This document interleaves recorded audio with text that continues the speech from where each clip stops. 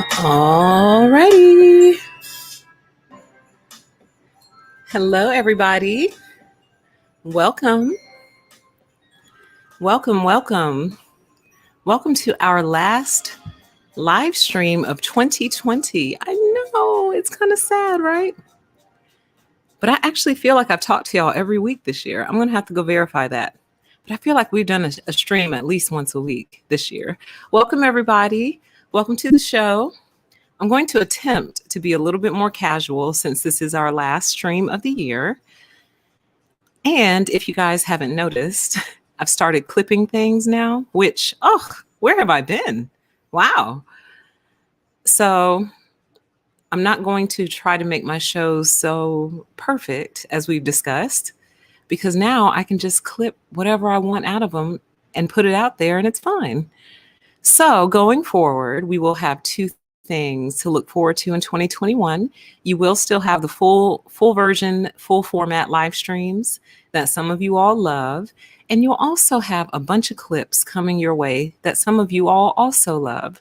So you'll get the best of both worlds. Okay. So hopefully that'll leave everyone satisfied. Welcome, everyone. Welcome to the show. This is going to be our last live stream of 2020. I have decided to take the last week off.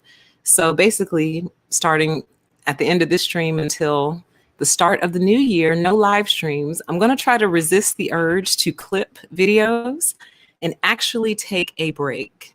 That's the goal. Take an actual break, PTE. Welcome, everybody. Welcome to the show. Let me get my screens situated on my side here, and we are going to take off. How's everyone doing? Merry Christmas Eve to those of you who celebrate Christmas. Merry Christmas Eve to you. I don't think we'll be bringing Christmas in together. I don't think we'll be here that long, but you guys know how that goes.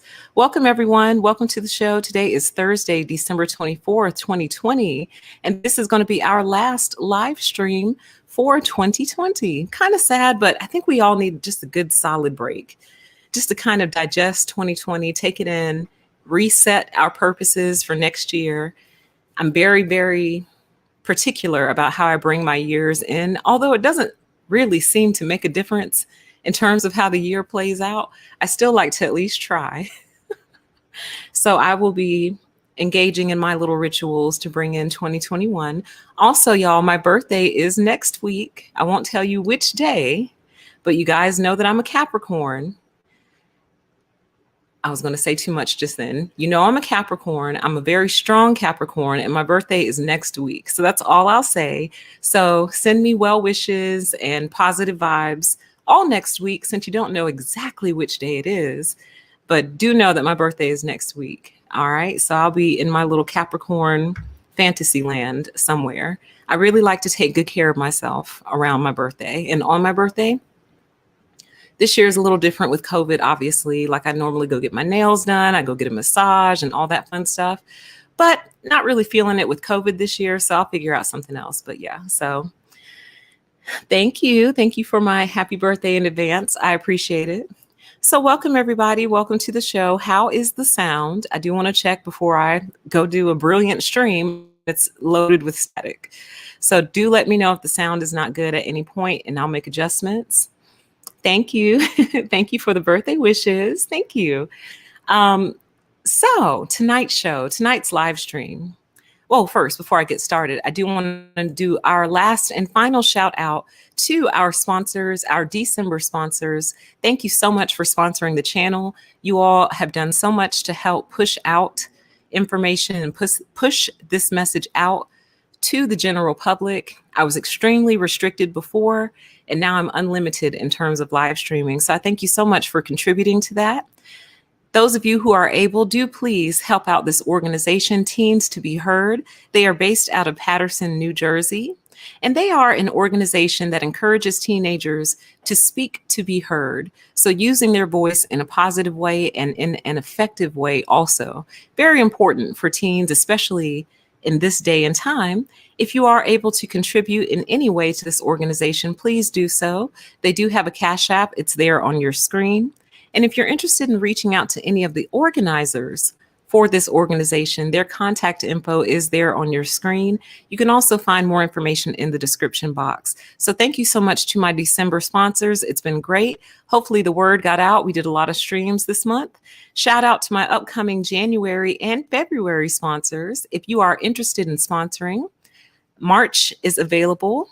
You can go find that information in the description box. And keep in mind, it can be an organization, your business. If you yourself have a YouTube channel, this is a great way to promote your YouTube channel.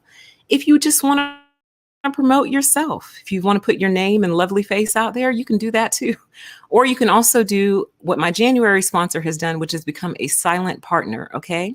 And I've decided for my silent partners, I'll develop a specialized message for you every time I go live. So it'll be special between you and I. So thank you to my silent partners and my other partners coming down the pipeline. And thank you to Teens to Be Heard. I really appreciate your sponsorship.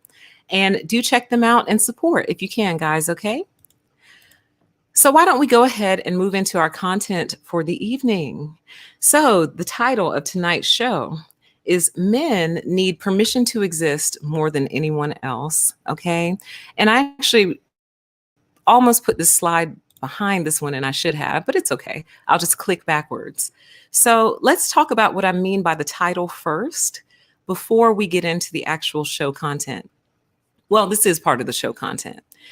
Most people, or a lot of people, will see the title and go, ugh, she thinks men need her channel, right? Because most people are very surface level human beings and don't always have the ability to think critically or think beyond what's right in front of your eyeballs.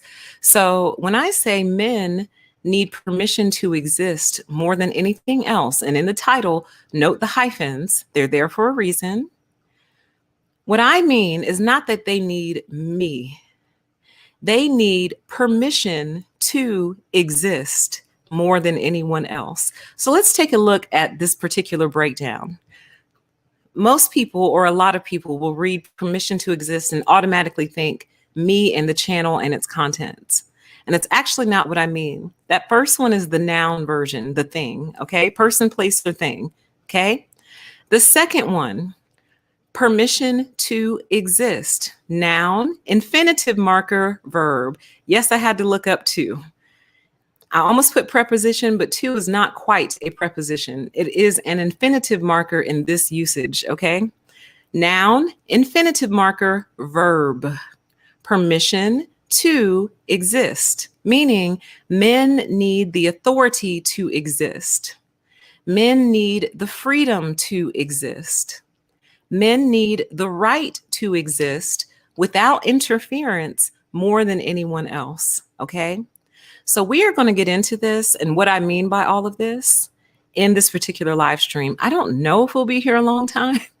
When I made the show, it didn't seem like we would be, but you know, y'all know how that goes. So now bouncing back to this slide, what you guys are looking at right here is a clip of the analytics on age and gender for my channel, okay?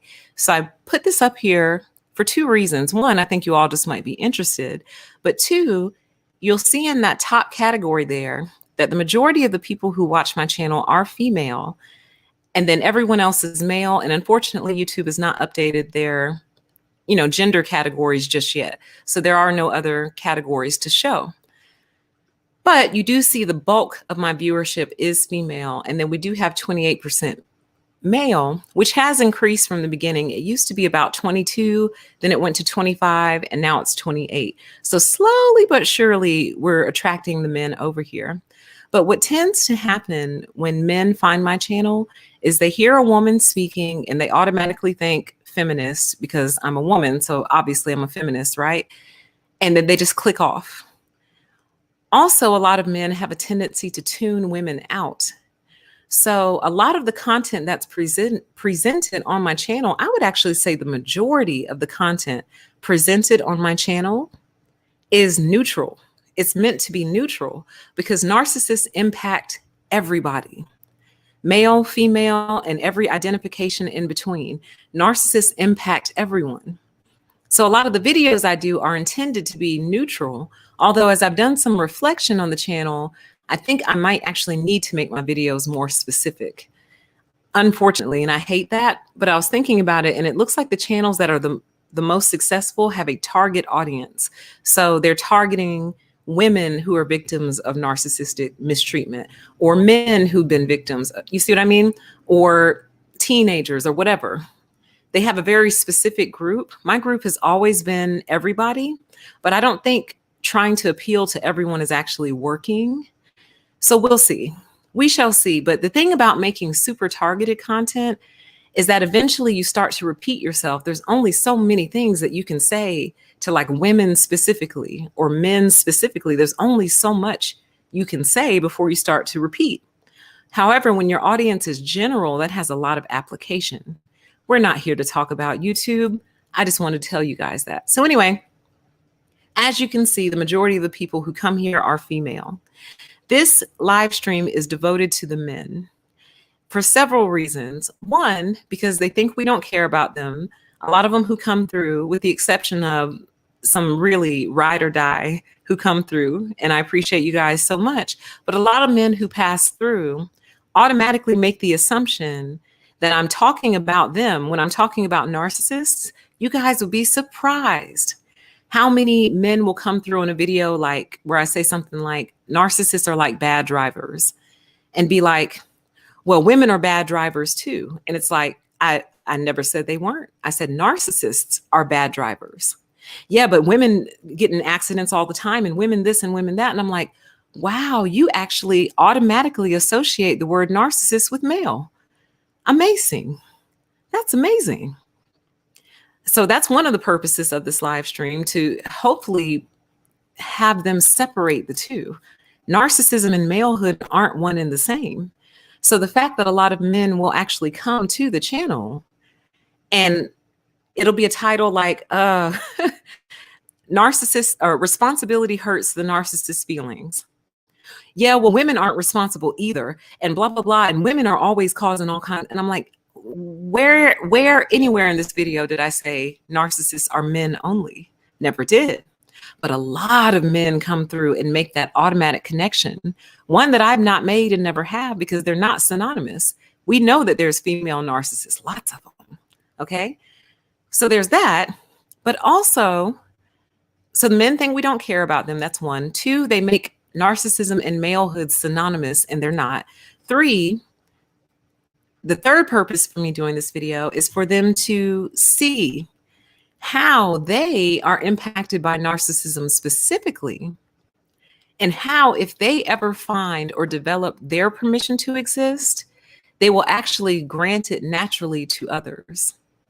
Because the reality is, whether or not we want to accept this, right now, by and large, men are in charge. They are. They just are. We still haven't had a female president. Got a female vice president. We're getting warmer. Still no female president. The heads of most major corporations are men. Okay. Men, by and large, run the show. These are just the simple facts. Okay. So in that, if you have a large group of people running the show who have no permission to exist of their own, they are not going to extend that out naturally to others, because they don't give it to themselves and they don't give it to other people. Okay. So that's kind of the purpose of this. So once again, I just want to come here for those who might just be joining. Again, the title is not Men Need Me More Than Anyone Else. The title is Men Need Permission to Exist More Than Anyone Else. And we're going to get into the why. All right. So give me just one moment and we'll get started.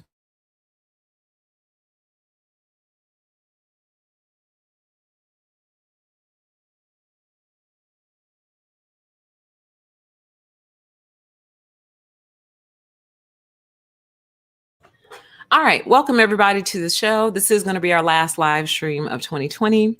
So I will talk to you all again in the new year, but we are going to go ahead and get started.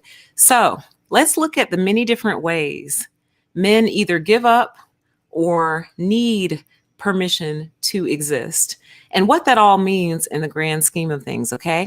So first and foremost, men are often the first ones to put themselves in harm's way.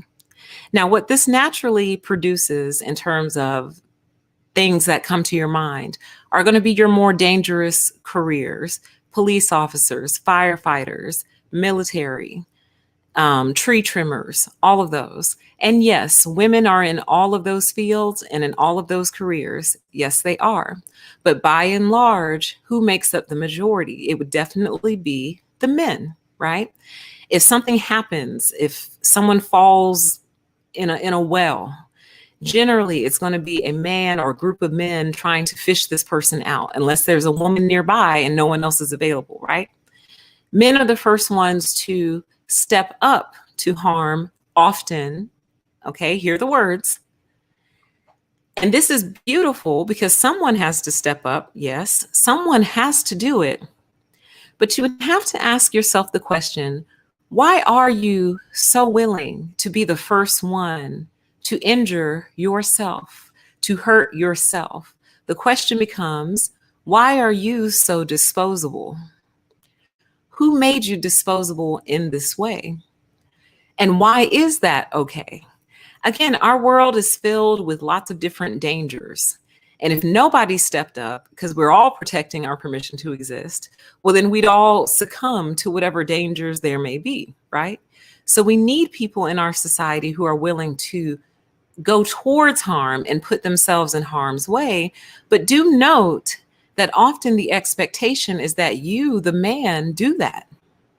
Down to bugs, even. Those of you who might live with someone, a spouse, children, whatever, someone sees a bug, they typically don't scream for mom. They typically scream for dad to come, take care of this bug, the situation, right? And again, that's beautiful. We're thankful for that, very, very grateful for that. But you would have to ask yourself, why is it that I am the first one expected to step into the way of harm? Why is my life so much less valuable than everyone else's, to where mine is the first one up for disposability? Okay. So that's the first thought that I want you to hold in your mind. Why is the expectation that I harm myself first? You understand? So that's first. Let's go into the next one. Now, I think this is very important. And also, these are in no particular order. These are not in order of importance or anything like that. These are in order of how they popped into my brain. Okay. Now, men are the most easily culted and the most likely to form cults.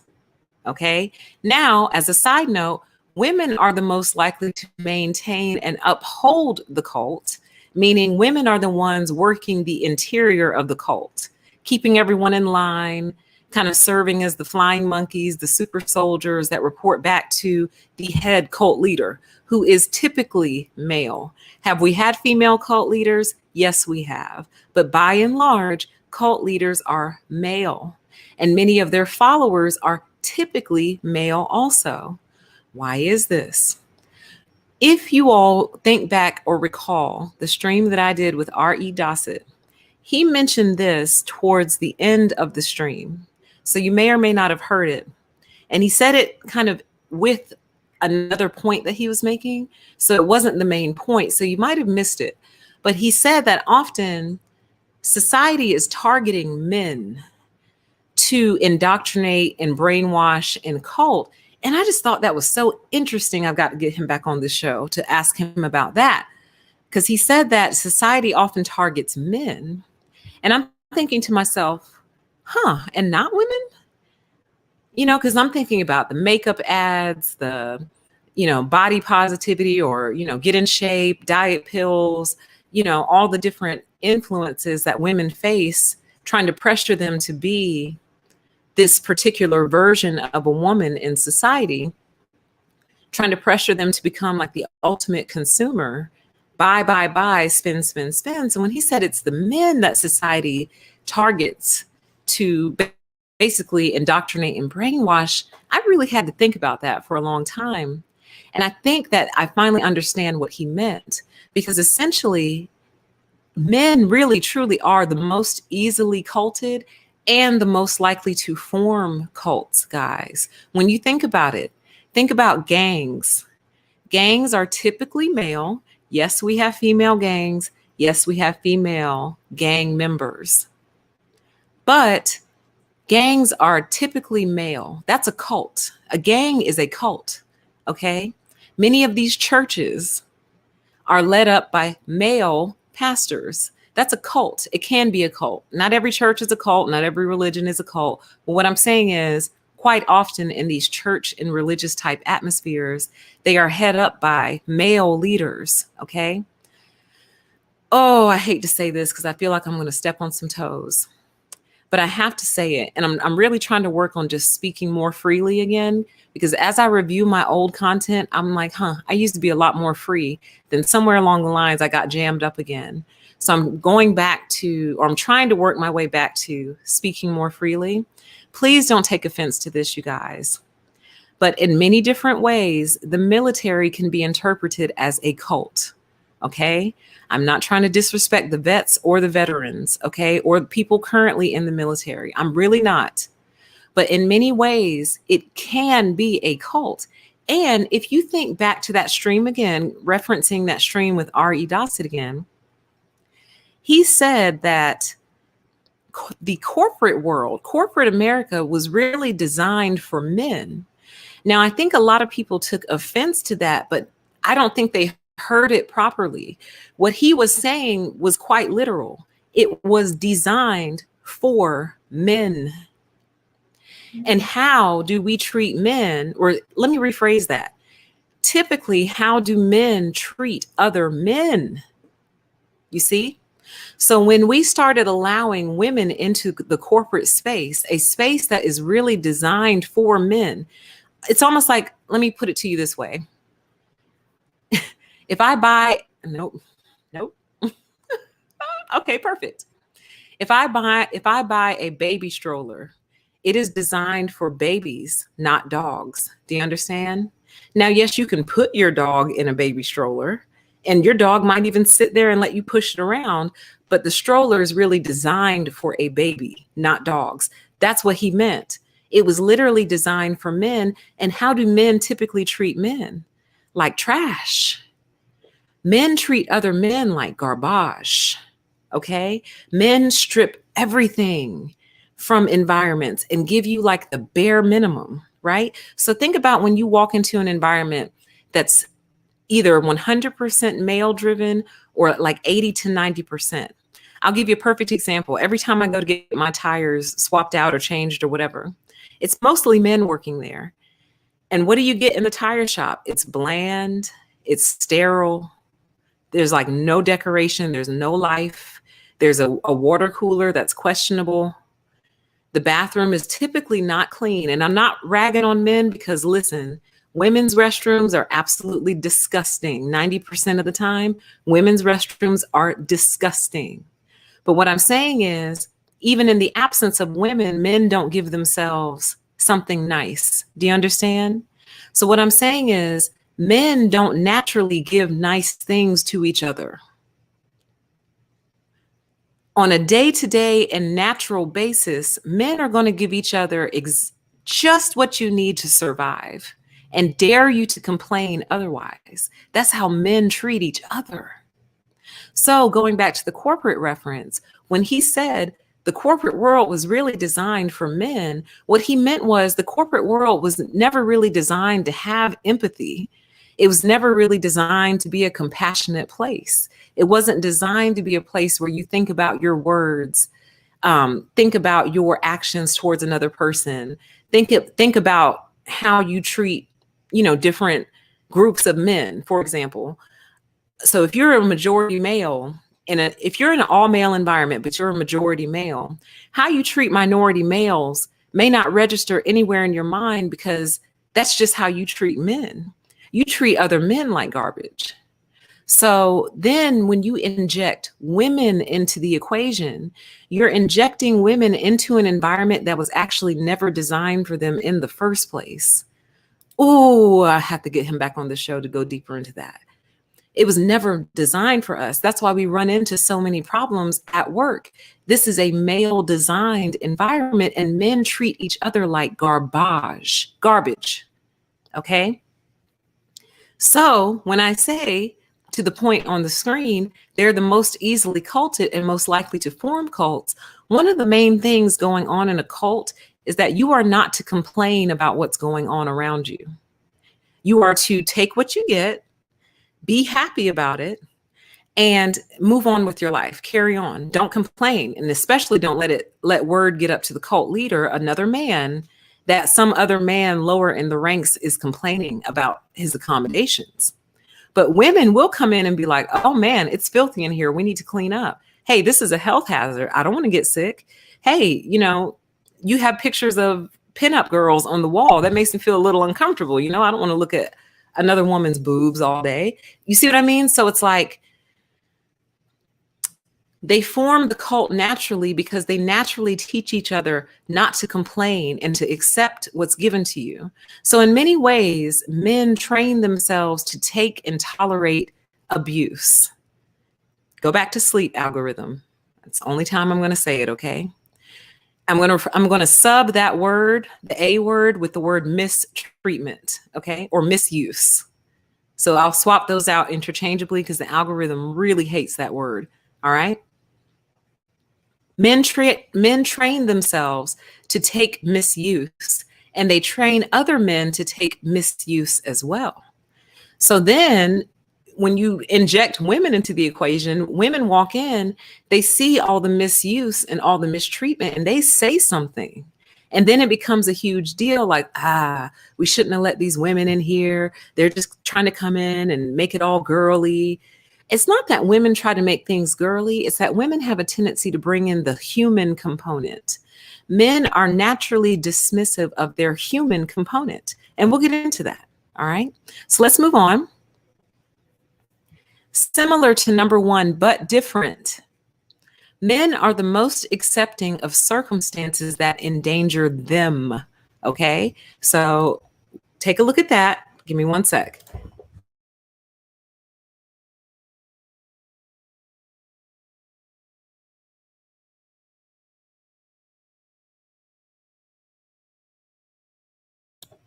So, similar to number one, men are the first ones to put themselves in harm's way. Men are also the most accepting of circumstances that endanger them. So, what do I mean by that? Quite often, men find themselves in situations with other men that are quite dangerous. But if they try to back out or turn back or not follow through with it, wow, what are some of the names that they're called? Punk, coward, scary, another P word that I won't say, a B word that I won't say, all the names start coming out of the book. What are you, scared? You scared? Are you a girl? You're afraid, right? And this is coming from other boys, other males, other men. So men quite often will remain in a dangerous situation so as not to displease the cult. Do you understand? And then they get caught up in the subsequent circumstances of that dangerous situation. So let me see if I can come up with some examples. To use kind of an example from the streets, a lot of young men end up hanging out with other young men who are either dangerous themselves or on their way to becoming dangerous.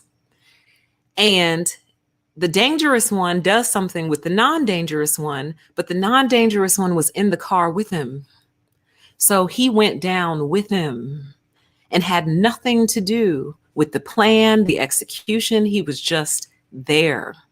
Versus when the dangerous one told him, hey man, I think I'm getting ready to go do this. He wanted to say, well, let me out the car right now.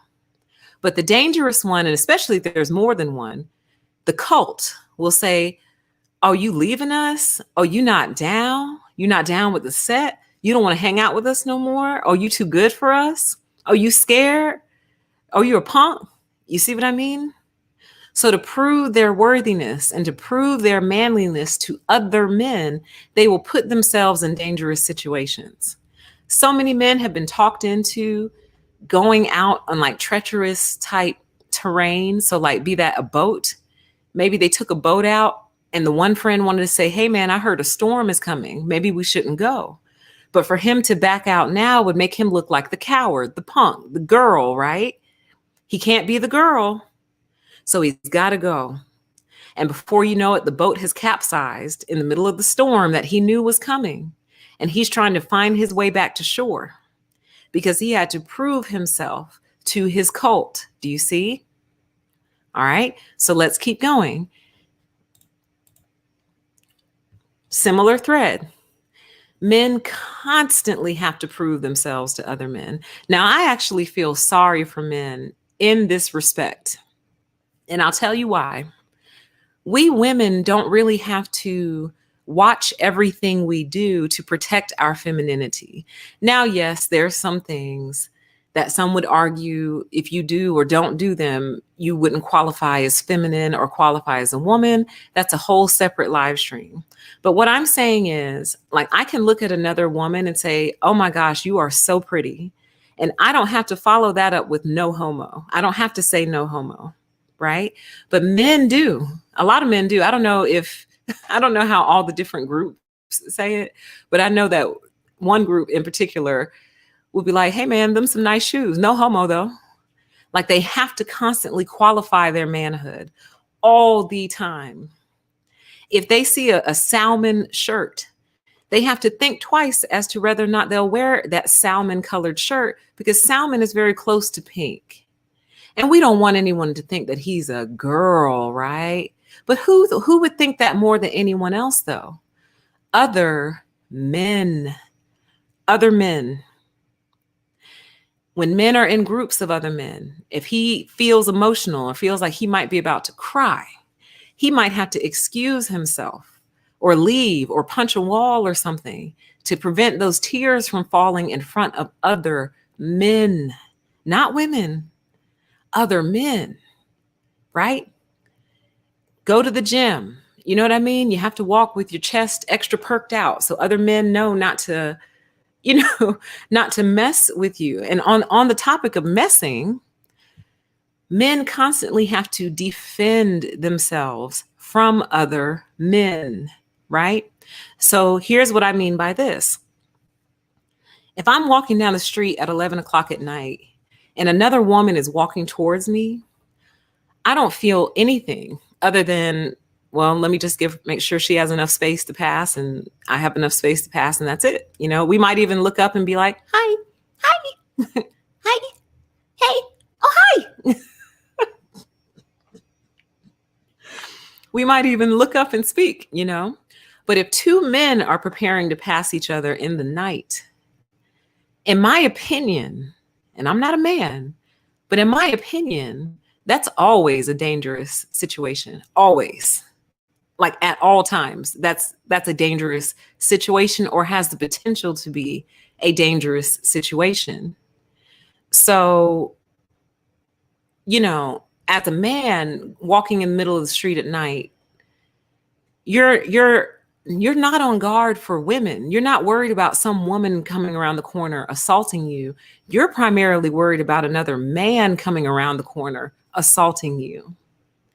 If I put on a nice piece of jewelry, I'm not worried about a woman. Me as a woman, I'm not worried about another woman coming to snatch my jewelry. But if I'm a man and I put on my nice chain, I'm worried about another man coming to snatch my nice chain. Do you understand? So it's a constant fear that they're in at all times for the most part. Will I have to fight or be hit? Wait, what am I trying to say? Will I have to hit or be hit today? Basically, is every single day. That's just in my mind, though. I don't know. I don't know that to be fact. This is just from conversations I've had with men and lots of assumptions that I'm making. But the point that I'm making is men are not free to exist as themselves among other men. They have to do everything in the filter of the cult. So, for example, a lot of men actually go get manicures. Just get their cuticles pushed back, trimmed up, get the nails trimmed up nice. And some of them do get a clear coat of nail polish. And they are masculine, heterosexual men. And these are the ones I feel like do have permission to exist. The men who will go get their feet done and don't care what you think about it. The men who will go get their manicure and don't care what you think about it. Think whatever you want. That's your brain. Think what you want. You see what I mean? Those are the men who have given permission to exist. Those are the men who've given permission to exist to themselves and who probably give it to other people as well. Okay. And he probably is sitting there with his salmon colored shirt on also. Okay. Now, this is huge, and this could actually spawn its own separate live stream. But men from a very, very young age are taught to deny their emotions. And here's the critical thing about this. This is so huge, you guys. For those of us who the narcissist in our life has been a male, part of the reason that person has now become a narcissist is because they don't believe in emotions. They don't recognize emotions as real or valid, and they therefore don't honor them. It's kind of, to keep in the Christmas theme, most of you don't honor Santa Claus because you don't believe in Santa Claus, because you don't believe Santa Claus is real. And as far as we know, Santa Claus is not in the traditional format. Like, he's not riding reindeers across the sky, dropping down people's chimneys. We know that that's not real, right? But you get my point. The point is, they don't acknowledge emotions as real things at all. The men who are trained to deny them. They are taught that when you feel that bubbling up in your chest and your eyes start to get watery, you swallow it. Swallow it, puke it out if you have to, punch a wall if you have to, go start a fight. Do anything but let those tears fall down your face. Anything. And especially don't let them fall in front of other men. But here's how deep this goes, y'all. This goes so deep that they won't let the tears fall even by themselves. When nobody else is around, nobody can see them, there's no cameras, it's just them in the privacy of their own mind. They won't cry even by themselves, you guys. It's that serious. Their masculinity rides on their ability to control and stuff their emotions down. So if they will do that to themselves, can you imagine how they treat the people around them? And then, to go back to the corporation example, can you imagine how they treat their employees? This is a person who often will put themselves in harm's way or allow themselves to be endangered. They're either in a cult or they've started one. They're always on edge and on guard, trying to prove themselves to other men and defend themselves to other men. And they've been taught to deny their emotions from childhood. How or why do you think that would translate into empathy for you?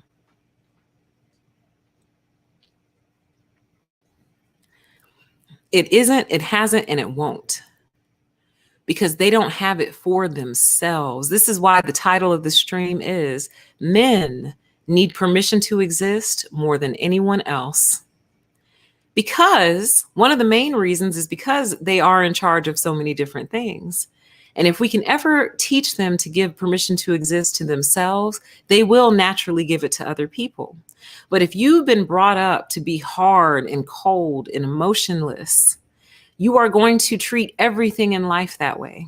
You know, you see something sad and you want to cry or you want to do something about it, but you were taught that that's weak, or that that's feminine, or that's girly. So your response is either to do nothing or not cry or bottle it. And then that's how you become a repressed individual. A lot of men take their own lives, unfortunately. And I do believe this is part of the reason why, because they've spent their whole lives in denial of their own existence, in denial of their own emotions, in denial of their own preferences, in denial of their own thoughts, of their own reactions, of their own pain, in denial of it all. This is also why I think they just die early. They say that men tend to die like, 7 or 8 years before women do on average? Yeah, because you've denied your whole life, and then your body just couldn't take it anymore. Your body gave out on you, because your body is going to tell the truth always. You can lie all you want to, but your body is always going to tell the truth. Always. It's a very true vessel. Okay. But the point of this is they are taught to deny their emotions. And therefore that often turns into a grown man who is very fact-based, but has no ability to think about how you feel about something. Either that or simply doesn't care. They know you feel a way, but because you can't touch feelings, you can't see feelings, the only feelings you can really, well, that's not true. I'll put it to you this way. The feelings that have the most tangible end result are the feelings of sadness and anger or whatever, because those are the ones that produce tears. You can produce happy tears too, but you guys get my point. If you're crying, then they know you really are upset. And then they have to acknowledge that feeling that generated the tears, right? But to a person who's been trained to not feel anything or to ignore it or suppress it, they want you to do the same thing. So it's like, I know that makes you feel sad, but feelings aren't real. So stop being sad. I know that makes you feel mad, but feelings aren't real. So stop being mad. Do you see? And it's deep, y'all. Like, it runs so deep. I feel like there's so much more to say on this topic, but I just wanted to keep it kind of high level. But it literally gets programmed into every aspect of their lives, every aspect. And it's programmed to the point to where it's almost like their cult leader is watching even when no one is there. You see? So it becomes problematic. And especially when you join it up with everything else that's already on this list. Okay. All right. So the final one on this list, and then I do want to make a note on something else. Men are taught to disassociate with their own bodies. And this also could be its own separate stream, but we'll include it in here. What I mean by this is multifold. One, obviously, they're taught to disassociate with their emotions. But two, they're taught to disassociate with their bodies often. God, can I say this, algorithm? In an adult relations way, in a sexy time way, in a copulation way, in what's the other word? Intercourse. There we go. As it pertains to intercourse, they're taught that your body is just an intercourse machine and you're just supposed to go put your body anywhere with anyone. If she's willing, and those of you who engage with men, he, she, if your partner is willing, a willing participant, then you are supposed to put your body in there. We'll use a different example to make it a little easier. Let's say your arm, right? Men are taught, a lot of men, I won't say all men, but a lot of men are taught, and this is part of the cult, that if you see a hole in the wall, you stick your arm in that hole, no matter what. It's that important. Whenever you see a hole in the wall, stick it in there. Doesn't matter what's on the other side. Who cares? Who cares if your arm will fall off later? Doesn't matter. Stick it in there, boy. Right? You see a hole across the street that you like. You think she looks interesting and fun. Go try to get her and stick your arm in there. Put your arm in there, son. And what that is a disassociation and a disrespect for your own body. That's your body. Your body is attached to you. Your arm is attached to you. So what you do with your arm ultimately affects your whole body. But they are taught to disassociate with their arm, air quotes. Chat, somebody comes in and is confused, help them out. They're taught to disassociate with their arm and do whatever they want to with it. And then the fallout from that is immense, but it's almost like they never want to teach that side of the story. But it all has to do with the disassociation. They train men to abuse alcohol. They train men to abuse drugs. They train men to do this because that's how you show you're a man in the cult. You know, take another shot. I can't tell you how many videos I've seen online of people encouraging their friends to take all kinds of prescription meds at the same time for fun, you know, and that's how you show that you're a real one, you see? And this is not just at the street level, guys. This goes all the way up to the boardroom too, okay? I use street level to make it a little bit more relatable, but this goes up to boardroom as well in the form of, hey, John, hey, welcome to the team. It's so great to have you, bud. Hey, listen, man, listen, a lot of us, we do a little coke here and there. I mean, that's no big deal. The CEO, I mean, he does coke. I mean, it's not a big deal. We got some at the party, So, if you want to come hang out with us, come on to the back. Come on to the boathouse, John. We'll be back there, right? Now, John doesn't do coke. But John knows that if he wants to keep this job and stay down with the in crowd, he probably wants to get sniffing something. I'm so serious. Y'all think I'm joking. You think I'm joking. But John knows that if all the head executives and the top managers and leaders and everyone, the recruiters, are in the boathouse doing blow, and he doesn't, it's going to make him look like the goody two shoes, the odd man out, the one who's trying to be better than all of them, right? See, this goes from street level all the way up to the boardroom, guys. And before you know it, little Johnny has developed himself a habit trying to stay down with the clique. Do you understand? They're taught to disassociate with their own bodies, taught to drink until they pass out. To give you an example, some of you already know the story because you've been on the channel for a while, but I shared the story of my college ex and how he was attempting to pledge a fraternity and how they beat him until he basically bruised. And the bruise itself turned like rock hard and almost like leather. And I said to him, is it really that serious to be part of this group that you would let them beat you black and blue, and you're already black, and you would let them beat you blue, basically, to be part of their group? Really? Like, that doesn't seem logical to me. And long story short, he didn't pledge. And I was actually really proud of him because I'm like, if this is how they get to know you, if this is how they welcome you to the party,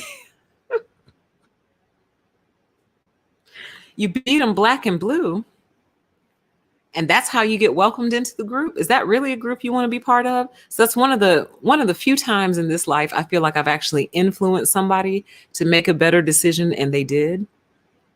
But I was really proud of him for not pledging, because that was ridiculous. And that wasn't all they did either. They kidnapped him in his own car, rode around the city in his car. He was in the trunk of his own car. Oh, it's intense.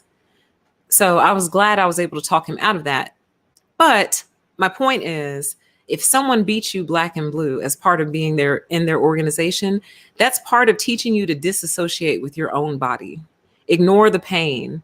Ignore the pain and press on towards the goal, right? Ignore how much it hurts and how much you hurt me just now, punching me in my chest with all your might. Ignore that and focus on the goal of being part of our organization. So yeah. So these are some of the ways and some of the reasons I feel men need permission to exist more than anyone else. They are the target. They are the ones being targeted, if you think about it, because, like, for example, there's no reason OnlyFans should be as successful as it is, but who is its target audience? You see, like they purposely play on men's weakest instincts to extract all kinds of things from them: time, money, attention, everything. You're very extractable, and the powers that be that program all this stuff know that. So they've really tried to program it to indoctrinate the men. Oh, this is so intense. Okay, let's do a quick note. Don't you run out of this room, because I know how y'all are. Come back here and sit down, okay? I want to speak on this concept of toxic masculinity. Come here, come here. Come here, come back here. Sit down. Let's talk about this, okay? Toxic masculinity. This concept has taken on a life all of its own, okay? And what it now means in the social media and society at large is the women trying to make men not be men anymore. That's what the simpletons have taken it and reduced it down to. Toxic masculinity is simply the women wanting all the men in the world to act like women.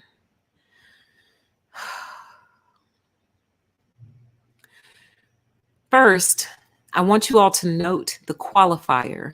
A qualifier, and I think there's a different word, might be adverb, maybe. Forgive me, I only know English. I don't know how it works, okay? But I do know the word toxic is a qualifier, meaning it's qualifying the word masculinity, meaning it's not saying masculinity is toxic. It's talking about toxic masculinity, meaning a version of masculinity, a version of it. Like we have cars, and then we have red cars, blue cars, black cars, green cars. You see what I mean? White cars.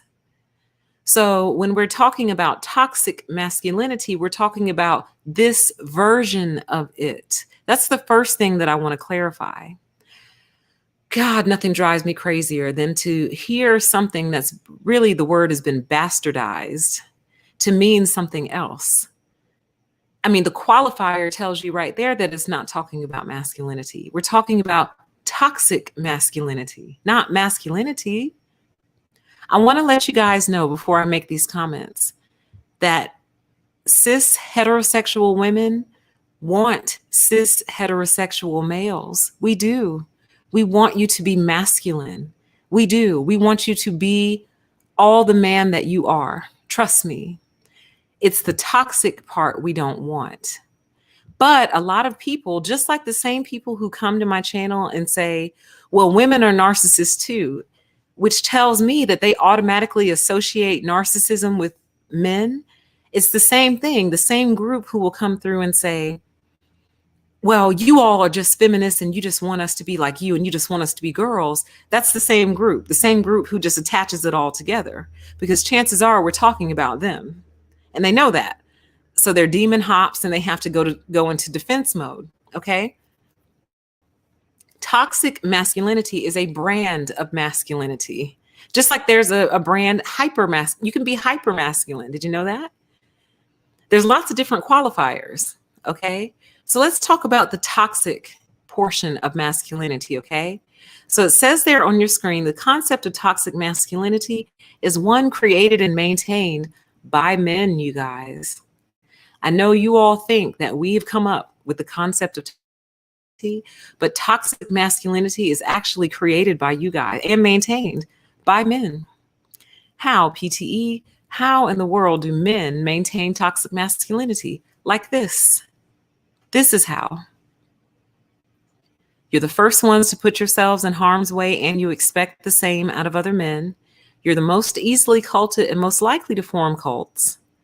You are the most accepting of circumstances that endanger yourself, and you kind of expect other men to be as well. You're okay with constantly having to prove yourself to other men. You're okay with constantly having to defend yourself from other men. You are taught to deny your own emotions, and you're taught to disassociate with your own body. Guys, that's toxic. This is toxic masculinity, okay? And I didn't include this in here because it's not specific to this list, but part of the toxic masculinity is the oath that you have made against women. That's what we're pushing back against. We're not telling you not to be men and male and strong and masculine. You know what I mean? It's the oath.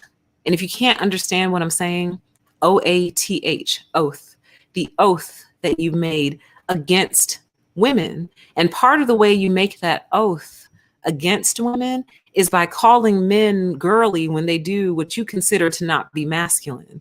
See, that's what I mean by men maintain this. Men uphold this toxic masculinity system. This is toxic. If you can't walk down the street without fear of another man or without the thought of, will I have to fight this man? Or for those of you who are carriers, will I have to pull out my firearm on this man? How many times have you had the thought walking by a woman, will I have to fight this woman or will I have to pull my firearm out on this woman? I mean, maybe, but I would estimate that most men feel comfortable that they can handle any female that came at them in a violent way, as long as they had fair warning. You know what I mean? Like if she sneaks him, that might be a different story. But if he sees it coming, I think most men feel confident that they can handle a woman physically in terms of defending himself. But you're not always sure when it comes to another man, are you? That's scary. That's toxic, incredibly toxic. And to put feminine traits on men who are associated with their bodies, men who are in touch with their emotions, men who don't feel like they have to prove themselves, men who won't put themselves in harm's way. A man who'll say, the hell you preach, I'm not going out there with y'all. There's a storm coming. And they're like, oh man, you're a coward. So you can call me a coward all you want. I'll be a dry coward. I'll be a coward on land. I won't be swimming back to shore. See you guys later. See, that's a man who's settled in himself and given himself permission to exist. He's not driven by the cult. That was on my list of things I look for in a man that's not easily culted, meaning he doesn't care what the cult says about him. If it means bringing harm to himself, unnecessary harm, he won't do it. And he's not a coward. He's not scared. He just is very good at weighing liabilities. And if he has determined something is a liability, he doesn't care who you are or what you think about it. He's not doing it. Now that's a man to me. Oh, a man who can rise above the cult, that's a man to me. Okay. But just going back to touch on this topic really quick, toxic masculinity is not us asking you to put on skirts and heels and paint your fingernails pink and cry with us. It's asking you to actually be masculine without the toxicity, you see?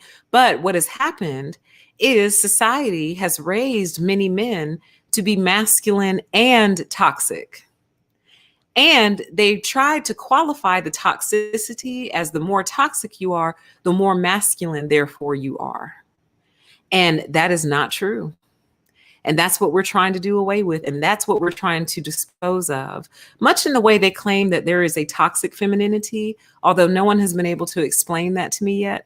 Because when they explain it, it just sounds like narcissism to me. I'm like, okay, she sounds like a selfish, spoiled brat narc. But what is toxic femininity? You've got to explain it to me. So if anyone knows, give it a shot in the chat or in the comments if you listen on playback. But this is the toxicity that we are trying to get rid of. It's not your masculinity. We love you for your masculinity. Like there's nothing like, in my opinion, to a cis hetero woman, there's nothing like the energy of a man. Oh, there's nothing like it, y'all. There's a certain energy that men give off. And, you know, assuming that you like him or you're attracted to him at least a little bit, but even the men you're not necessarily romantically attracted to give off a certain energy that you just want to melt into. And it's men who have given themselves the permission to exist and allow themselves to exist. Let's go back to this slide. They've given themselves the authority to exist, the freedom to exist, and the right to exist without interference from anyone, but especially not other men, right? Like they're not going to let any man or group of men dictate to them who they are. Now, I know that that's not easy and that's not hard, or excuse me, I know that that's not easy and I know that that is hard. It's hard to be this person, especially a man. See, women, we have a little bit more freedom to kind of be who we want to be in many ways. We do. We still obviously have different barriers that we need to break through in different areas in our society. But by and large, like a woman is a little bit more free to be herself. Men are not really. Down to like your beards, guys. Like I didn't know beards were such a huge issue. Like I didn't know beards. You couldn't have a beard in corporate America for like ever. And if you really stop and think about it, and see, I don't know the history behind it, so I don't know the logic behind it. Like I'm just making an assumption. I assume like they wouldn't want a doctor to have a beard. Like if you're a surgeon, they probably want you to have as little hair on you as possible to prevent like beard hairs falling out into your patient or something like that. But everyone else, like if you're a lawyer, why can't you have a beard? I don't fully understand, but that's kind of my point. For the longest, a group of men told you that you can't have hair on your face, the face that your hair grows out of.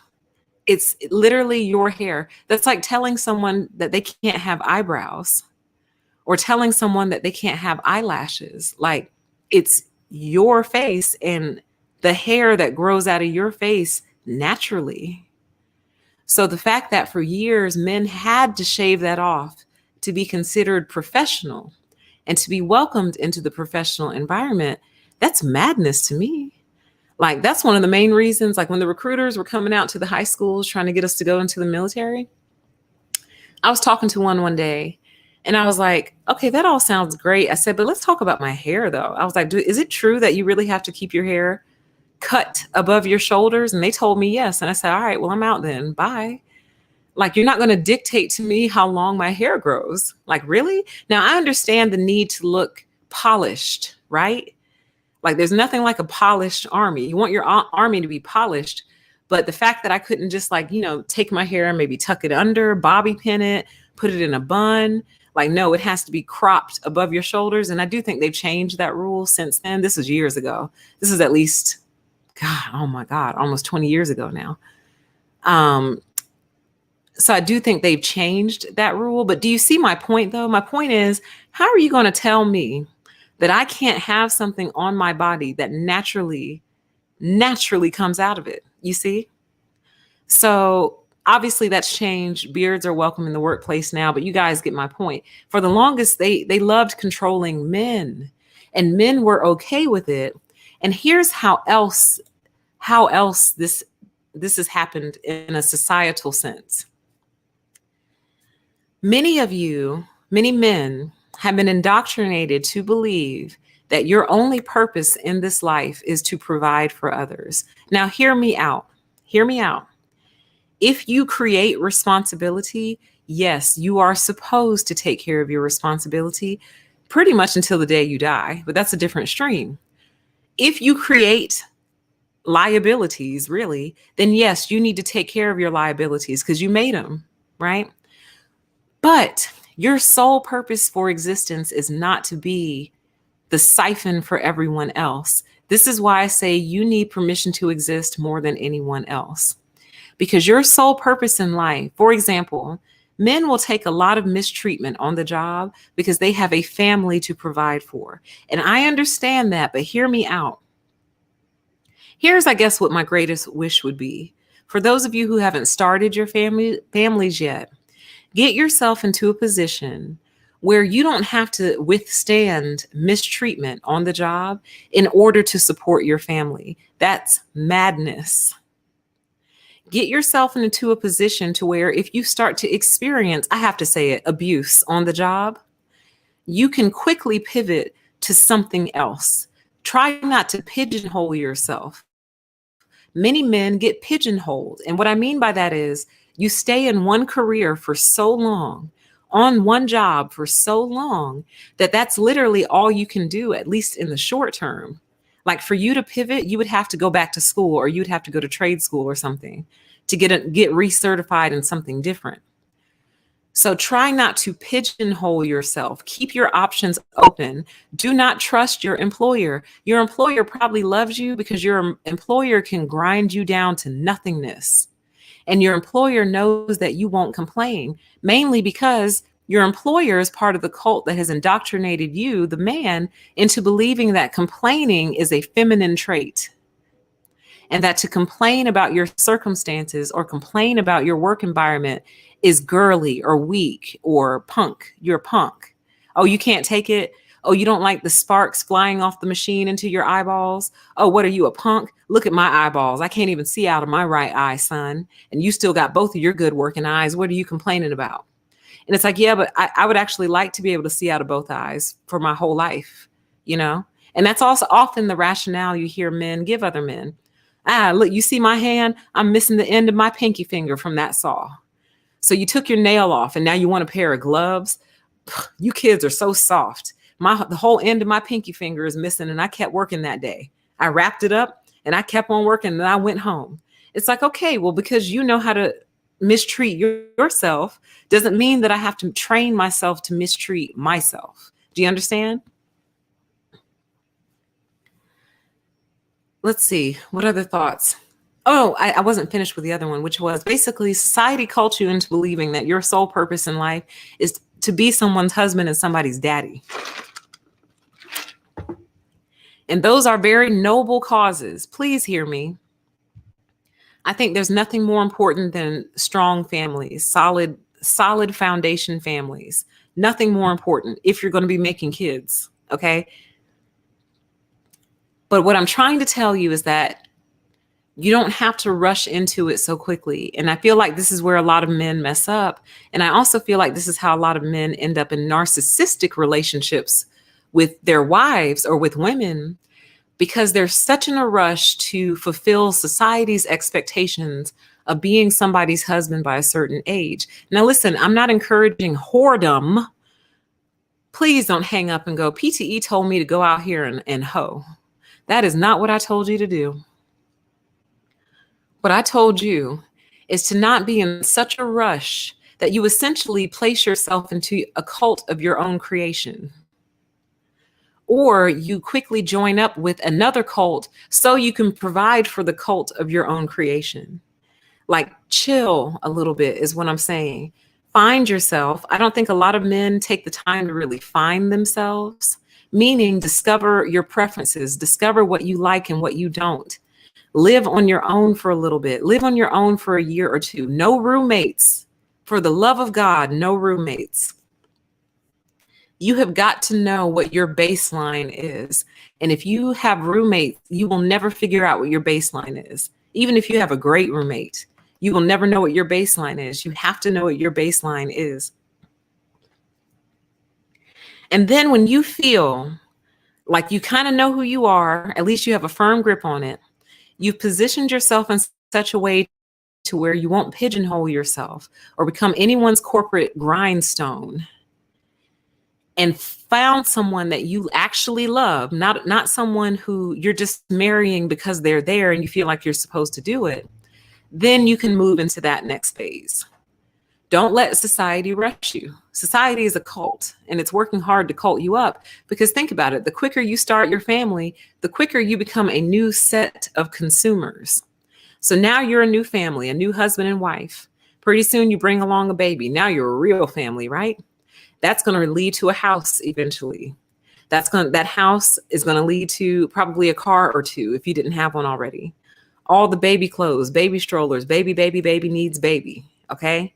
Then eventually you're probably going to want to upgrade that house because, here's another baby. You see how you become a permanent consumer when you start down that pathway? We're already permanent consumers, but when you have a life to take care of, it's guaranteed consumption. At the very least, if you're by yourself, if you want to go live in a tent, you can do that. But when you have dependents, it's guaranteed input into the system. It's a set of guaranteed consumers, because that's going to turn into Disney World, daycare. You see what I mean? All the different things we do for children to keep them entertained and engaged. You're a permanent consumer. And that's why they go for you first. Yes, women want to get married and wedding dresses and all this and that. But that's, women, we'll have to do a separate stream on us. Okay. I'm talking about you, because who's the one who buys the diamond ring? Who's the one who generally gets down on one knee? Who's the one who asks? You.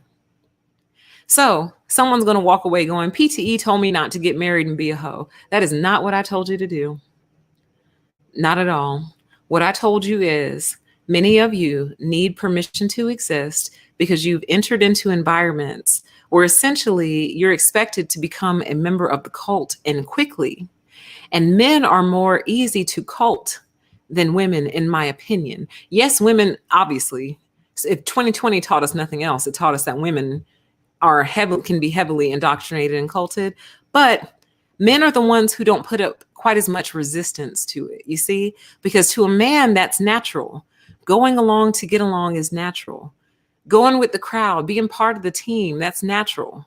Sports, think about sports. Sports is all about being part of the team, taking the hit for your team member, getting hurt for the team, going down for the team, right? To take the team to victory. So they kind of lead their whole lives like that, but they don't realize that all of life is not sports. Life is meant to be life. And you have to acknowledge the pain sometimes. You have to acknowledge the emotion of it all sometimes. Sometimes you have to remove yourself from dangerous situations and not care what anyone thinks. Sometimes you have to be opposite. And it's not easy. It really isn't. But I do hope that I got my point across in the stream, that there's many different ways Men are giving up their permission to exist on a daily basis, and they don't realize it because in many ways they've accepted it as normal. And if they ever could see it as abnormal, our world might start to change, because really what it would be is the start of the development of empathy in our society. It really would be. But as it stands right now, so many men are willing to mistreat themselves even. So if you're willing to mistreat yourself as part of what you accept as being masculine, then God only knows how you treat everyone else in your life. And that's really all I wanted to say, you guys. That's really it. So I'm going to go through your comments for about 30 minutes or so, and then we'll get out of here. Welcome to everyone. Welcome to the stream. Welcome. I hope I made sense. This is going to be our last stream for 2020 because I need a break. I think we all just need to breathe out 2020. We need to meditate 2020 out. But I thought this would be a good topic to end on. And if you're just joining, you didn't hear earlier, it is my birthday next week. So please send positive vibes and happy birthday wishes. It will be my birthday one day next week. So that's cool and kind of fun. I know a lot of you wonder when my birthday is. I don't give out the specific date, but I am a Capricorn and it is next week. So at least you've narrowed it down, right? But welcome, and let's get started on our after show, and then we'll get out of here. Let me see something. I want to see how I feel about this and how y'all feel about this. I want to just lightly play music in the background, not loud. And if it's annoying, I hope y'all will tell me, but I'm also doing it to see if it annoys me, if it distracts me, because I just kind of want to make the after show sound a little different. 1 second. So it's kind of evident also that we're in after show mode.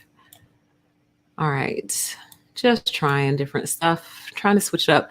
Also, I don't know when I'm going to go about this, but I'm trying to find like a main theme, channel theme song, something short that I can play at the start of live streams. So I don't have to keep switching it up.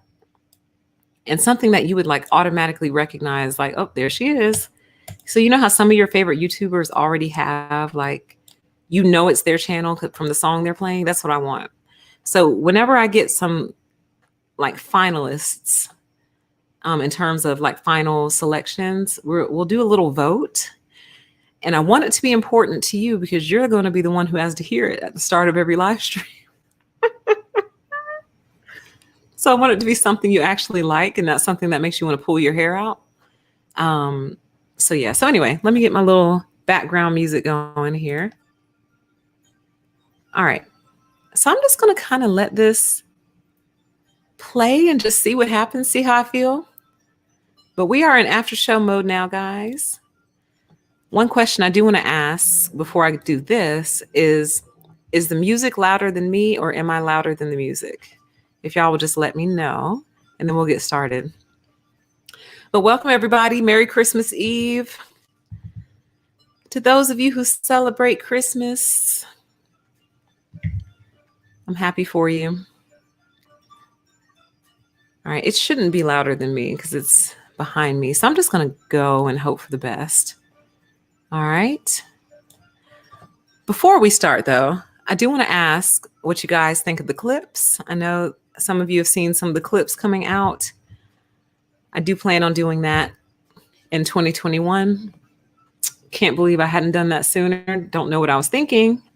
Well, you know what? I know what I was thinking. They told us that our YouTube videos need to be like 8 minutes. They said 8 minutes is the sweet spot.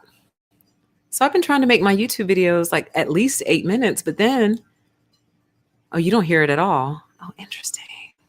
I'm gonna turn it up just a little bit. All right. So if that gets annoying or too loud, let me know and I'll turn it off. It says, child, you are preaching. I'm trying to help folks. So I definitely sense a shift for the channel a little bit.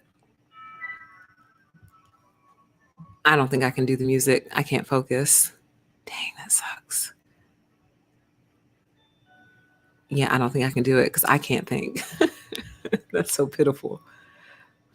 All right, I'll just pause it real quick and then I'll put it back on. So I think there is going to be a shift for the channel.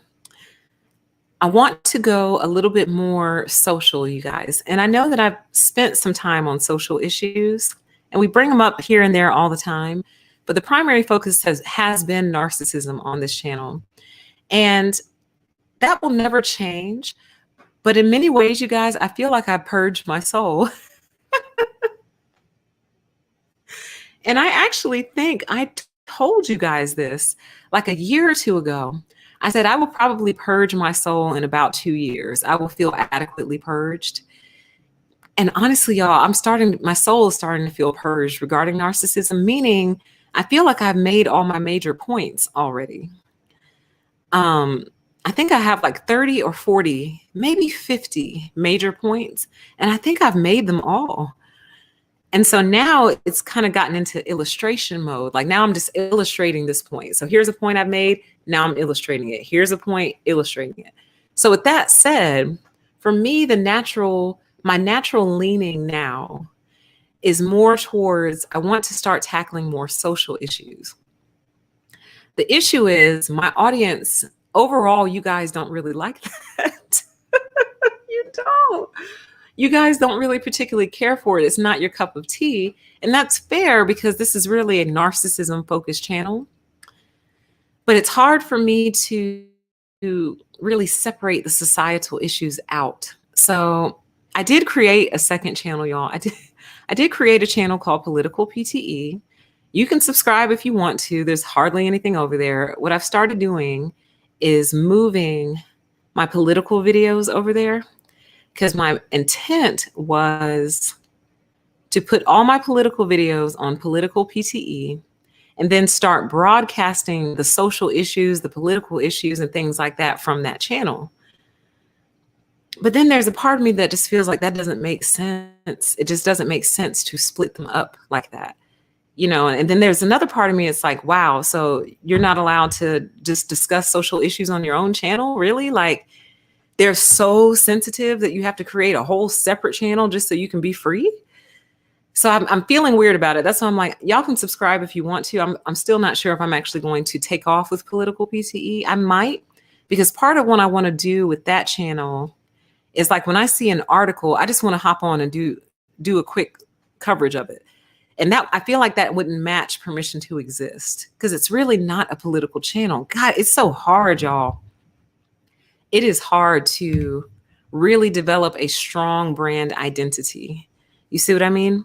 But like, for example, oh God, I forgot which one I saw. Oh, there's a leader, a GOP leader, who was calling the CD a hoax, but she was one of the first people to get vaccinated. Like, I want to do that. Like, I want to talk about that. I would love to talk about it on this channel, but that's more of a political issue than it is a narcissism issue, even though it is narcissism in its purest form. So I just don't know. I just don't know. Most of my political videos don't do well over here. So I was like, maybe I just need to try to attract a different audience for that. But then part of me is like, PTE, just do it on your channel. If they don't like it, they'll leave. And like, I don't know what to do, but I'm just telling y'all some of the things I'm thinking about for 2021. Okay. That's all. I feel like society understands narcissism now, and now it's time to start tackling some of the issues that narcissism has created. That's what I feel like. The house that narcissism built, it's time to tear that house down, and that requires me going a little bit more social. I think y'all understand the basics now. Let's see.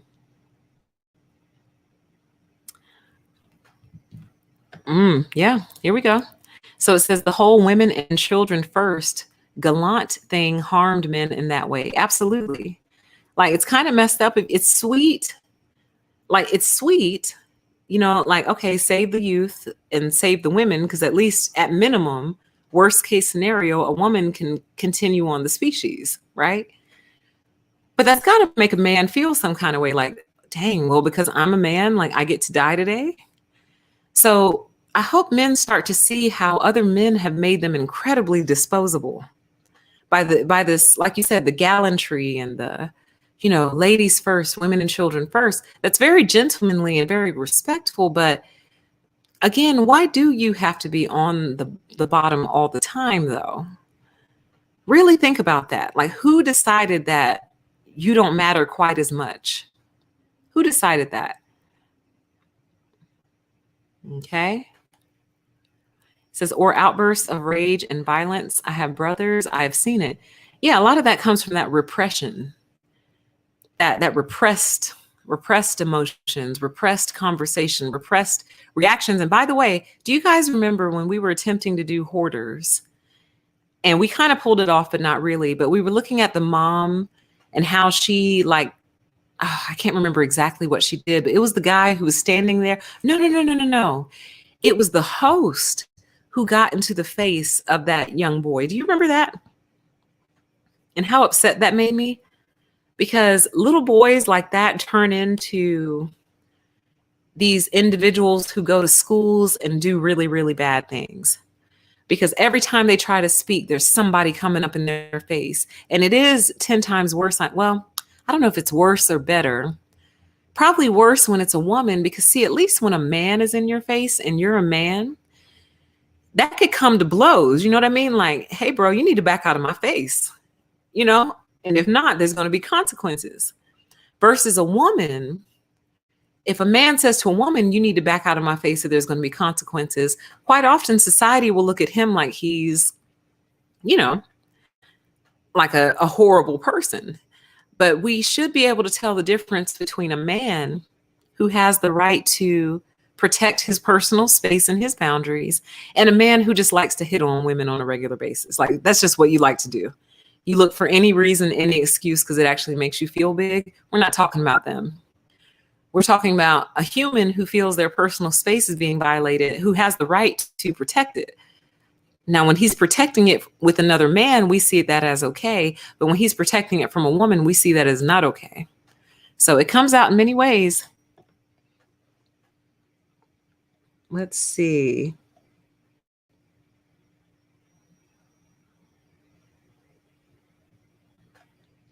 This is pretty heavy. Says, I was thinking how men and bodies were supposed to disassociate pain too. Right.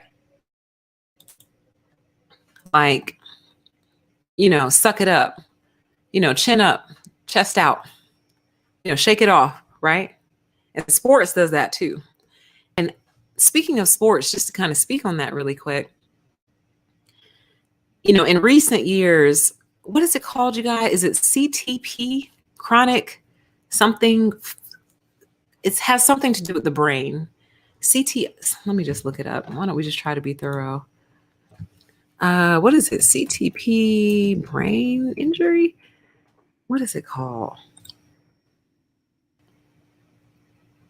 Oh, it is CTP. Well, would you look at that? I told y'all, perfect memory, got issues with the search engine. That's all. It stands for chronic. Where did it go? Oh, wait, no, I think I might be wrong. Hold on. I think I might be wrong. It's CTE with an E. CTE stands for everything pure. Chronic traumatic encephalopathy. Chronic traumatic encephalopathy. Chronic traumatic encephalopathy, CTE, is a neurodegenerative disease which can include behavioral problems, mood problems, and problems with thinking. So this is what a lot of the former football players end up with, the CTE. And if you really think about how sad it kind of is, because what it is, you have this guy who had this big dream of playing like in the NFL or wherever, high school, whatever, makes it, gets the team.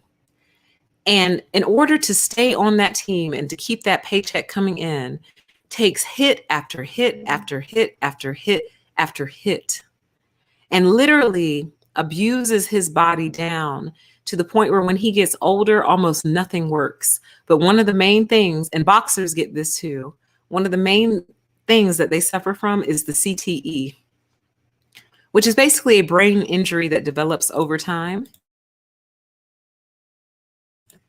And many people have actually started to become activists about it, speaking out about this, especially speaking out about it with youth sports, because their argument is if you are damaging them, if you're injuring their brain in middle school, by the time they're in their 20s, 30s, these guys are going to be sick, basically ill from all the different head injuries they've had over the years, basically. I think some individuals have chosen to take their own lives as a result of just trying to escape it all, trying to get away from the pain and the thoughts and the depression, everything that comes with it. So the question becomes, is it really worth it for our entertainment to watch these men destroy their bodies, basically? Because that's what they're doing. Like, a lot of football players will not let their sons play football. And that should be very interesting and very, very telling to you. All of the worst. Right. Don't go around walking around sticking your third arm in every hole that you find. Kids, okay? That is part of your body. It's yours. It's attached to you. It's going to go with you when you go. So think about that. Let's see here.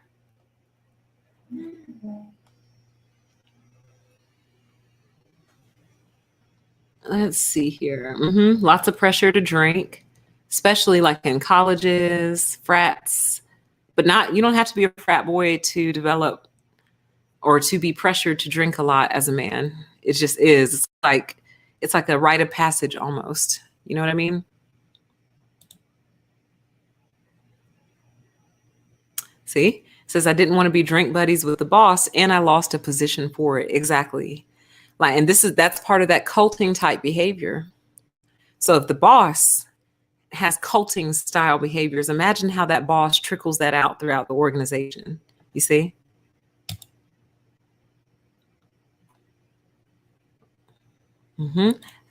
Says I started drinking at 15 until my mid 30s and didn't ever really like to drink, just did it to fit in. Absolutely. Like, that's so sad. I think about how many people maybe go to the bars and stuff to make sure they remain with the in crowd and don't even really drink their drinks. Like, they just kind of maybe dump it out here and there so nobody sees.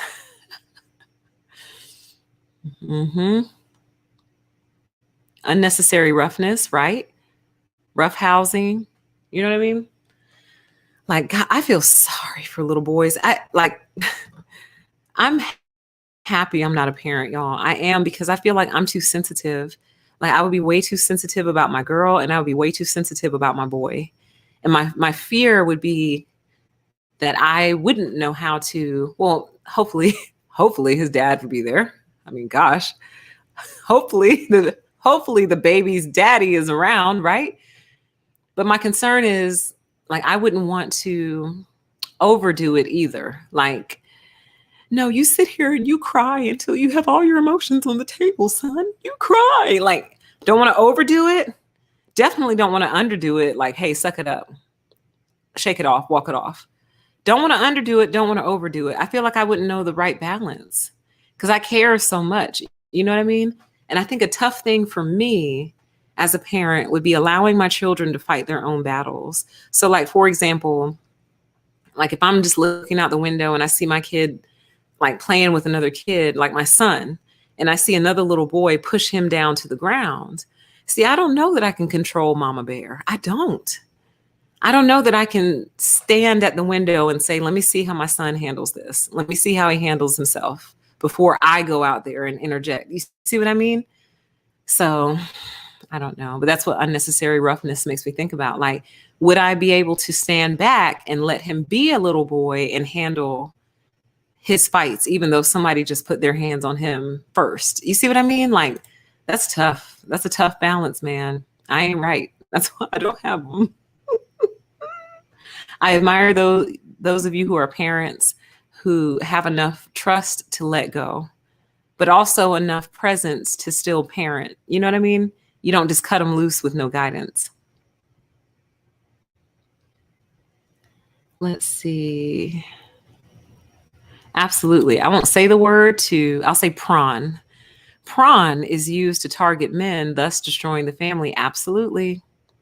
That prawn, man, that prawn is no joke, man. Like, you would think prawn would be something that people could use to just take care of themselves for the evening and go on about their lives, right? Just a little something they do to take care of themselves and go on about their lives. But literally, it starts to consume people's, like, every day, like every hour almost. Like, some people watch prawn like they watch YouTube. And I'm not kidding. You think I'm joking. Some people have apps on their phone and they literally watch prawn like YouTube. And what happens is then they take those images and those ideas and styles, if you will, and they try to apply them to the outside world, and it doesn't work. Maybe we should do an episode. Exactly. See, and that should go to show you this government that's been set up primarily by men, maintained by men. This is how they feel about you. It says, what do the men need when they come back from service? Excuse me. Our government provides them with VFWs, watering holes. How kind, right? It's like, oh, thank you for destroying your body and your mind for us. No, well, we'll kind of give you healthcare, kind of. We'll sort of kind of give you somewhere to live. You're not of use to us anymore. You're disposable. So it's almost like once you properly identify the enemy, you'll be able to vanquish them. But until you have your enemy misplaced, you'll never, ever change it. And right now, I feel like the enemy has been misplaced. The enemy has been placed on women and feminism.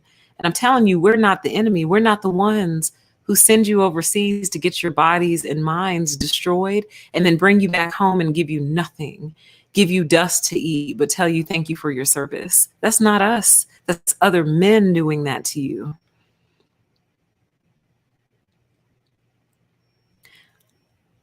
Men do get ignored a lot. It says men get ignored a lot. It's not good to producing next generation men.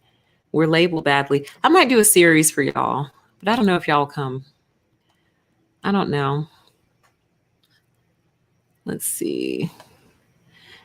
Oh yes, there's a huge problem going on with men. We just tend not to look at it in a collective sense. We tend to look at men in isolated pockets, so we look at men based on race, or we look at men based on class or job or something like that. But we fail to often group them all together. Let's see. Which video was it on? It says, PTE, I tried talking to you before about the subject. Some viewers of your channel attacked me for speaking about it. We were emailing, were we not? I need to email you back. You're in my drafts. If this is the right person, you're actually in my email drafts. That's going to be my first order of business for 2021. Just write everybody back. I'm sorry, y'all. God, I feel horrible about that.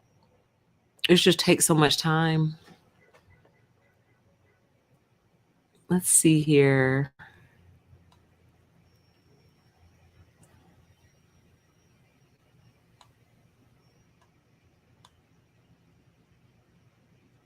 It says, wow, PTE, the male oath, incredibly painful, I would think, to live like that. It's an oath, man. I'm telling you. It's an oath. And the oath essentially is this. I vow to, oh man, you know what? I'm going to have to write that out. I don't want to do it on the fly. But essentially, it's an oath against several things. It's an oath against yourself. It's an oath against life. And it's an oath against weaker vessels, basically. So it's basically like, I vow to never honor myself. I vow to be antithetical to life. And I vow to dominate and destroy any vessel weaker than me. That's kind of what the oath is. But I'm going to write that out. I'm going to see if I can get some more thoughts behind that. It's an oath, though.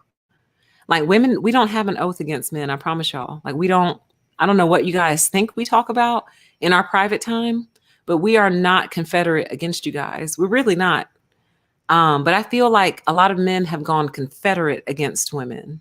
And it's very odd and strange and bizarre. And it's actually the next show I hope to do with Ari Dossett, to figure out the why behind that. Like where, and he mentioned it in that show, but where did that animosity come from though?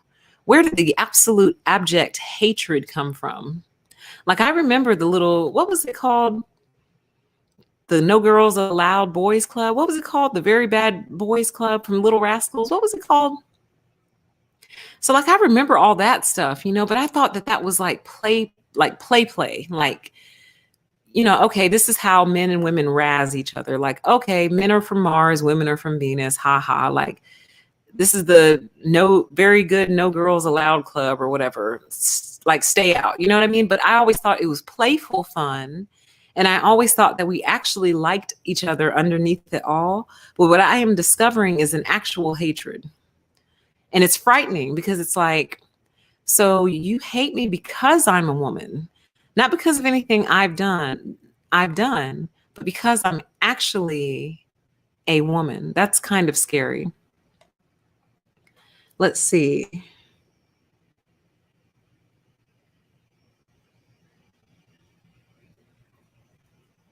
I'm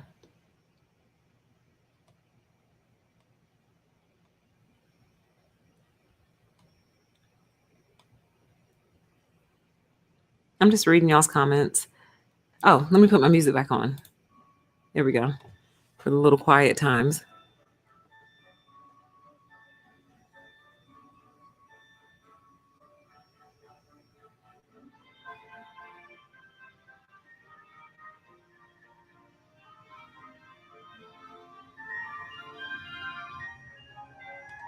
Still here, just reading your comments.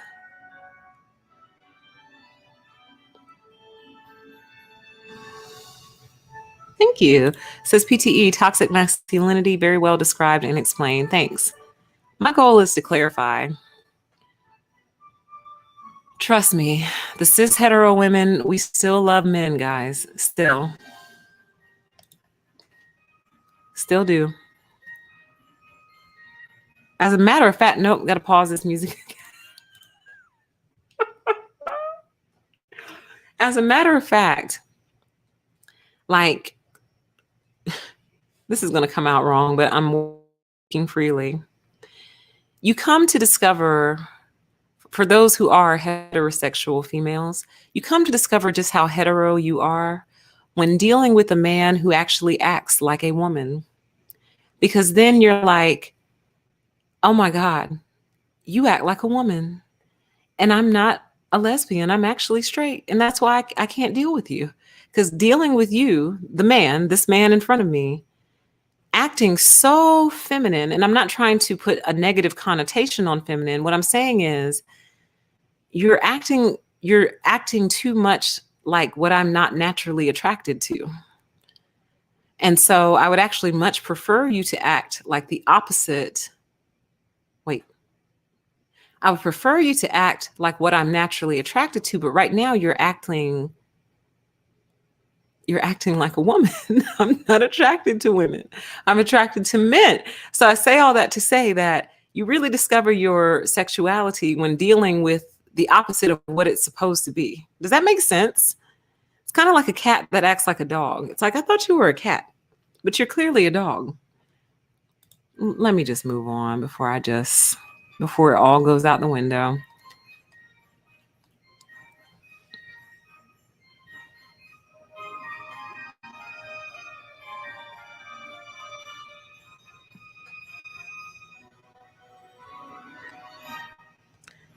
I mean, pretty much. I mean, for the most part, it says conclusion, narcissistic behaviors and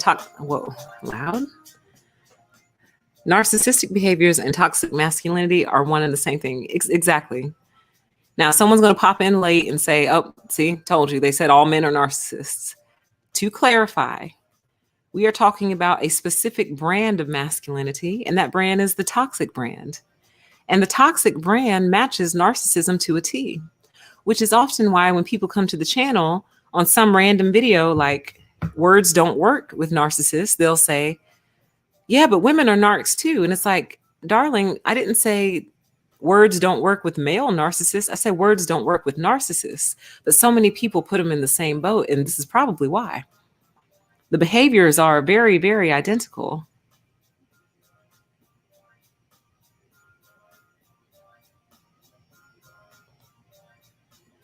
Just scrolling. Welcome to everybody. Welcome to any new gentlemen who may have popped in.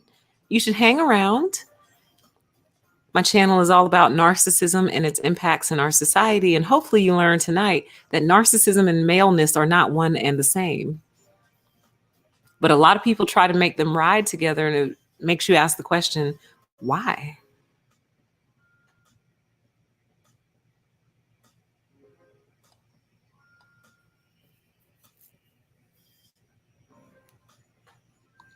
See, I couldn't be a man. It says when women take on much of the male traits in the family or society, this will demasculinize the man.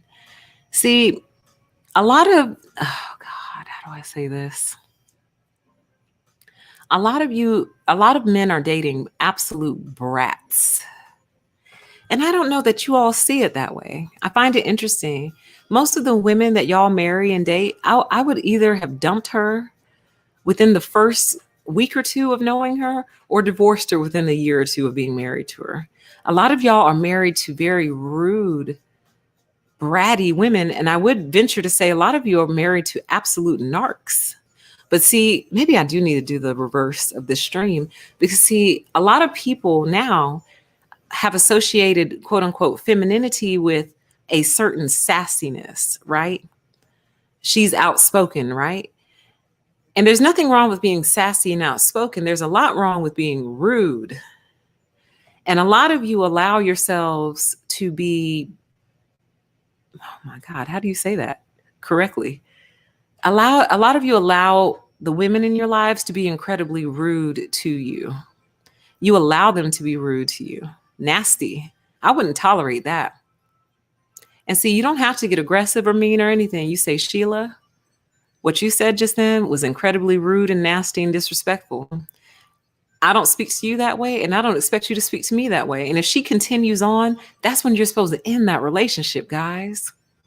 You are. But see, the problem is a lot of women are very pretty.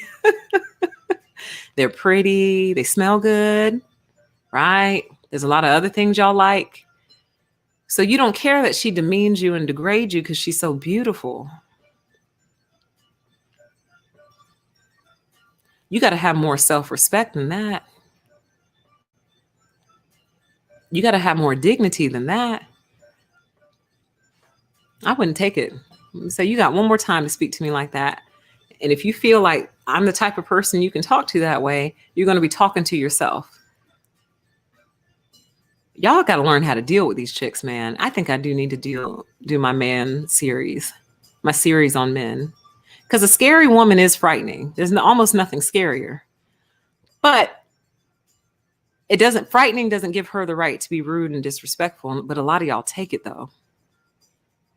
I feel sorry. Some of you I feel sorry for. Some of you I have no sympathy for whatsoever. But some of you I actually feel really, really sorry for. I do.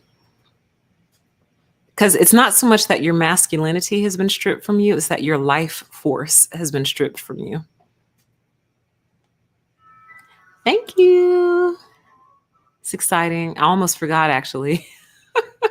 I had cleared my calendar out on this particular day next week. And I was like, why is my calendar clear on this day? Do I have something going on? And I was like, oh my God, it's my birthday.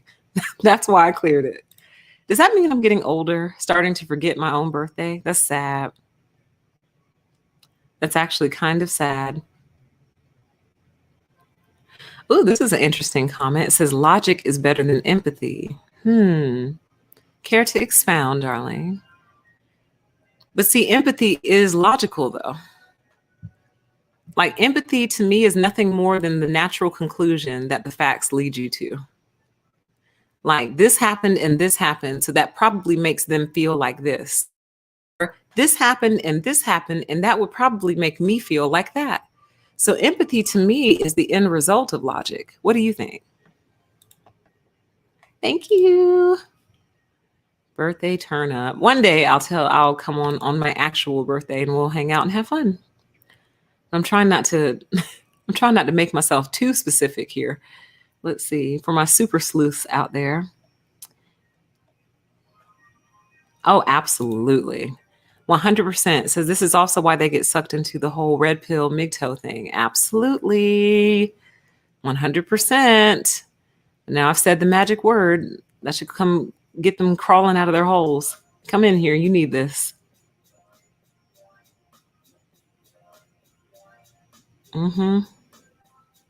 Yep. It says it's the empathy, which is listed as girly, cowardice, punk, whatever. That's what PTE tried to explain and is deficient in the majority of men. It's so sad. Oh my gosh, you're so right. Pause the music. This is what it is. Like, empathy is considered a feminine trait. So it stomped out a lot of young boys and young men. And then people actually turn around and wonder, why are there so many men in the prison population? Why do so many men fall victim to other young men? Why do so many men get in fights and join gangs and do all this stuff? Because they've been taught that empathy is a feminine trait. And look at what the lack of empathy has done to our world and our society. Just look. It doesn't take a sociologist or a mathematician to figure out that the lack of empathy has absolutely destroyed us. You know? Okay, back to the music. Let's see.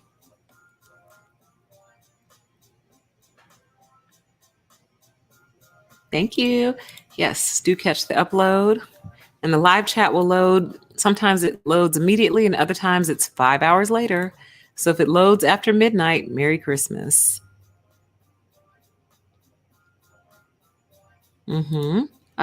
Oh, where'd it go? Hold on. It jumped. No. Oh. I'm just going to pray for the day that this gets fixed. Well, the comment said that we need to cultivate empathy in young men so as not to compromise their masculinity. So that was good, but it jumped out of my hands before I could display it. By the way, as I'm scrolling, did any of you see the grand conjunction? I didn't see it the night of. I was super bummed out because it was below the tree line. So even if I had wanted to see it, I wouldn't have been able to because it was just too far down. But I did spot them the next day. And I'm just like still kind of mesmerized because my first thought is, okay, so Jupiter and Saturn are real. They really are out there. Look at that. But I think the thing that's blowing my mind the most are the rings and the moons. Like, why do you have 4 moons, first of all? How do they all stay there even? They don't move. Like, they just stay in a nice, perfect little pattern. Like, y'all, this place is weird, man. This is a weird, weird place we live in. Like, these 2 giant planets are just camped out in the sky, super close to each other. One of them has a ring around it and the other one has 4 moons, and there you go. And that's totally normal. Y'all all accept that as normal. Like, no one thinks that's weird. Just me. Okay. All right. Let me get back on topic here. All right. I actually think that I'm just going to go ahead and round out, you guys. It's been a good show, and I have enjoyed reading your comments. And you guys know my favorite thing to do is go read them later once they all upload. Literally one of my favorite things to do. But with that, you guys, I'm going to go ahead and wrap this live stream. 2020 has been a year, has it not? Here, let's do this. So it's kind of more of a closeout. There we go. 2020 has been a year. I've felt every single day of it. I'm actually very much looking forward to scooting this year along, and let's go into 2021. Hopefully we can get a fresh start. Hopefully maybe we can start to see the outside world again. I have some predictions and some thoughts, but I think maybe I'll just either save them or just keep those on a deeper PTE. What else? What else do I want to close out for wishes for 2020? I might come on again, y'all. I'm just trying to not come on next week. So if I don't come back on again next week, my intention is to speak with you first thing in the new year. I hope you all have a safe and Merry Christmas for those of you who celebrate. I hope you have a safe and Happy New Year. Celebrate it safely, please. Don't let this vaccine lull you into a false sense of security, meaning now you're just all back out here out in the world, mixing and mingling. Remember, most people won't get it till June or July of 2021. So I think that means about 6 more months of 2020. But hey, listen. We are going to start our new year off with the hopes that maybe we'll see normalcy again. Until then, stay safe, keep engaging in your safe practices. Remember everything we've learned about narcissists and narcissism this year. What else?